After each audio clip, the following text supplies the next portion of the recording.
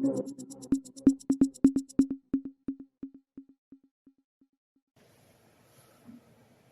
वालेकुम नाज़रीन, मेरा नाम मुदस्सिर नवाज़ है और आप मेरे यूट्यूब चैनल देख रहे हैं। नाज़रीन, आज 27 अगस्त 2022 है और आज हम बात करेंगे कि पाकिस्तान में सैलाब ने जो तबाही मचाई है उसके बारे में, और चारों सूबाई हुकूमतों, मरकजी हुकूमतों और सियासी जमातों ने, सियासी लीडरान ने जो किरदार अदा किया है उसके बारे में। सबसे पहली बात नाज़रीन, इतना बड़ा सैलाब पाकिस्तान की तारीख में पाकिस्तान में नहीं आया।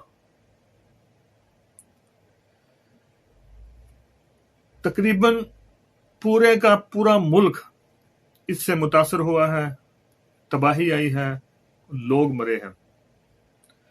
सबसे जो ज्यादा मुतासर हुआ है वो बलूचिस्तान का सूबा है। 27 में से तकरीबन 24 जिले आफतज़दा हैं, तबाह हाल हैं, तबाहशुदा हैं। वहां लोगों के घर गिर गए हैं, माल मवेशी बह गया है या मर गया है, जो थोड़ी बहुत फसल थी वो खत्म हो गई है। उनके वहां डैम सारे जो बने हुए थे, तकरीबन 40-50 डैम जो थे वो बह गए हैं और लोग वहां से नकल मकानी कर गए, बाकी जगहों पे चले गए हैं। लसबेला, बारखान, रोजान, कोटा, जलमगसी और वो इलाके जो जनूबी पंजाब से मिलते हैं और सिंध से मिलते हैं, ये इलाके सबसे ज्यादा मुतासर हुए। पथरीला इलाका है, पहाड़ी इलाका है, वहां से पानी बहुत तेजी से नीचे आता है और नीचे आया और अपने रास्ते में जो कुछ था उसको बहा कर ले गया। सूबाई हुकूमतों ने, वहां की सूबाई हुकूमत और उसके नुमाइंदों ने सूबे को बचाने के लिए कुछ भी नहीं किया। ना किसी ने दौरा किया, ना किसी ने रिलीफ कैंप लगाया, कुछ नहीं किया। दूसरा जो मुतासर शुदा सूबा है वो सूबा सिंध है। सिंध का तकरीबन 13 अजला जो हैं वो आफतज़दा हैं, जहां सबसे ज्यादा तबाही आई है, जिसमें शहदाद कोट, हैदराबाद, लाड़काना, वो इलाके जो दरिया सिंध के मशरक में हैं और थोड़े नशेबी हैं, वो सबसे ज्यादा मुतासर हुए हैं।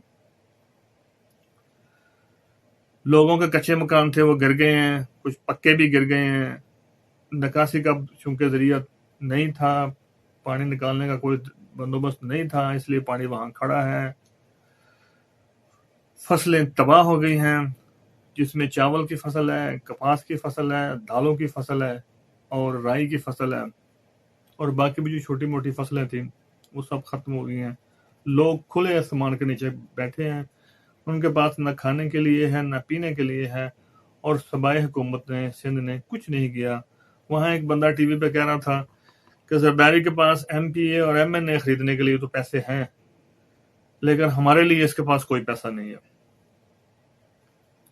सिंध हुकूमत से ना किसी अच्छाई की, ना किसी बेहतरी की उम्मीद कभी किसी ने की है और ना कभी होगी। वे ऐसे बदकिस्मत लोग हैं, ऐसी बदकिस्मत हुकूमत है जिसके हाथ में कोई खैर नहीं है। तीसरा सबसे जो ज्यादा मुतासर होने वाला सूबा है वो KPK है, और KPK का वो हिस्सा जो दरिया सवात के गिर्द है, दरिया चित्राल के गिर्द है और दरिया काबुल के गिर्द है। सवात में पानी का रेला आया तो उसने कालाम, मदियन, बहरीन को तबाह करके रख दिया। मैंने खुद अपनी आंखों से होटल गिरते हुए देखे हैं, पुल टूटते हुए देखे हैं, लोगों की गाड़ियां बहती हुई देखी हैं। मैंगोरा, उसके होटल गिर गए, फिजागढ़ पार्क खत्म हो गया, पुल टूट गए, लोगों के घरों के सामने, लोगों के घरों के अंदर कम से कम 3-3, 4-4 फुट पानी खड़ा है। यही हाल दीर का, चित्राल का और नीचे जो तिमरगढ़ा है उसका है। वहां भी पानी लोगों के घरों को बहा के ले गया, मवेशियों को बहा के ले गया, उनके जो थोड़ी बहुत फसलें थी वो सब खत्म हो गई। इसी से मिलता जुलता हाल दरिया काबल के गिर्द जो लोग हैं उनका हुआ, वहां तबाही आई। महमूद खान जो वजीर अल्लाह KPK है, उससे किसी अकल की बात की, किसी बेहतरी की बात की कोई उम्मीद नहीं की जा सकती, क्योंकि उसमें इस तरह का कोई दिमाग ही नहीं है जो मनसूबाबंदी कर सके, जो रफाई काम कर सके। वो एक रबड़ स्टैंप है जो उन लोगों पर मसलत हुई है, इससे किसी बेहतरी की कोई उम्मीद नहीं है। पंजाब का जो जनूबी हिस्सा है, लिया, तौसा, बहावलपुर, भावलनगर, डेरा इस्माइल खां, डेरा गाजी खां, ये सबसे ज्यादा मुतासर हुआ है। वहां दरिया सिंध में पानी आया, उसने तबाही मचा दी, घरों के घर बह गए। मैंने अपनी आंखों से माल मवेशी बहते हुए देखे हैं, पुल गिरते हुए देखे हैं, लोगों के घर गिरते हुए देखे हैं, लोगों की गाड़ियां पानी में जाती हुई देखी है।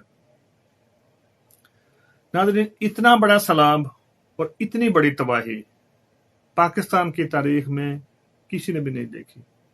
लेकिन सितम ज़रीफ़ी की बात देखें, चारों सूबाई हुकूमतें, मरकजी हुकूमत, इतनी सारी सियासी जमातें, इन्होंने ढेले का काम नहीं किया। लोग मरते रहे, डूबते रहे, बिल्डिंग के नीचे आके मरते रहे, लेकिन इनके कानों तक जूं तक नहीं रहेंगी। सियासी मुखालफतें अपनी जगह पर, क्या ये पाकिस्तान सारी सियासी जमातों का नहीं है? क्या इन्हीं लोगों से इन्होंने वोट नहीं लेने? इसमें इमरान खान का कसूर भी शामिल है, क्योंकि यही मौका था इमरान खान अपनी मकबूलियत को इस्तेमाल करते हुए अपील करता, अपने लोग भेजता, जमातों के साथ लेकर निकलता और उन बेचारों की मदद करता। अभी कल वो गया है, लेकिन ये बहुत देर कर दी है इन्होंने। जो नुकसान होना था वो हो चुका, 80-90% जो नुकसान होना था वो हो चुका। ना हुकूमतों ने कुछ किया, ना फ्लड रिलीफ कमीशन ने कुछ किया, ना मरकज ने कुछ किया, ना जो इमरजेंसी के अदारे हैं उन्होंने कुछ किया। लोगों को मरने के लिए छोड़ दिया गया। जो सबसे अफसोसनाक बात है वो हमारी हुकूमतों की बेहिसी रही है। बाहर के लोगों ने, बाहर की हुकूमतों ने पैसे दिए हैं, लेकिन हमारे अपने लोगों ने, हमारी अपनी हुकूमतों ने इन बेचारों के लिए कोई पैसा नहीं दिया। नाज़रीन, बारिशें ये खुदा की रहमत होती हैं, लेकिन जब मुल्क में इतने बदतरीन लोग हुकूमत में हों तो वही बारिशें ज़हमतें बन जाती हैं, अजाब बन जाती हैं। और पाकिस्तान इस वक्त एक अजाब में मुब्तला है। कोई इसको माने या ना माने, अल्लाह ताला हमसे बतौर कौम इंतहाई नाराज है, जिसकी वजह से इतनी बड़ी आजमाइश में हमें डाला हुआ है। और इस आजमाइश को जिस बुरे तरीके से हमारी हुकूमतों ने हैंडल किया है, सारी की सारी